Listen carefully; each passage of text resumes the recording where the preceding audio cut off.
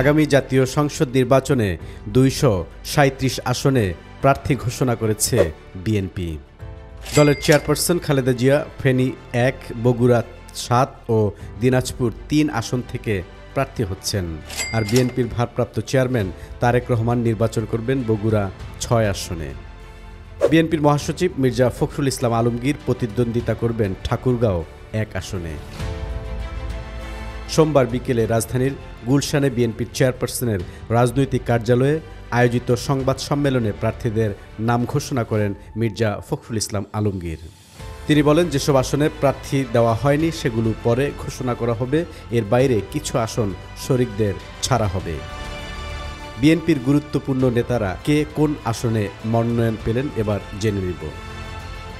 বিএনপির স্থায়ী কমিটির সদস্য সালাউদ্দিন আহমেদ কক্সবাজার 1 আসনে মনোনয়ন পেয়েছেন। আমির খসরু মাহমুদ চৌধুরী চট্টগ্রাম 10 আসনে মনোনয়ন পেয়েছেন। ঢাকা 2 আসনে মনোনয়ন পেয়েছেন আমানুল্লাহ আমান, ঢাকা 3 গয়েশ্বর চন্দ্র রায়, ঢাকা 4 তানবির আহমেদ রবিন, ঢাকা 5 নবিউল্লাহ নবী, ঢাকা 6 ইশরাক হোসেন, ঢাকা 8 মির্জা আব্বাসউদ্দিন আহমেদ, ঢাকা 14 সানজিদা ইসলাম তুলি।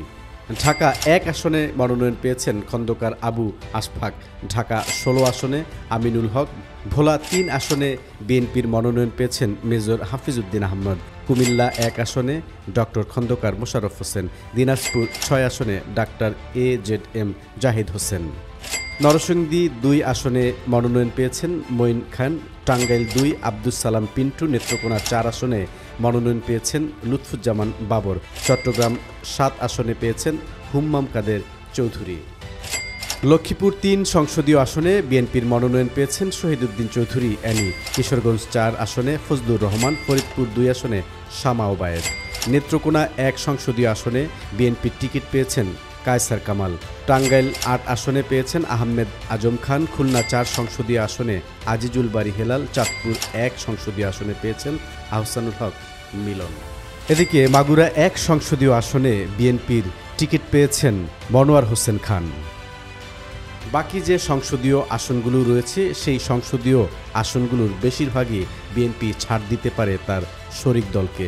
এর মধ্যে ঢাকায় বেশ কয়েকটি গুরুত্বপূর্ণ সংসদীয় আসন রয়েছে।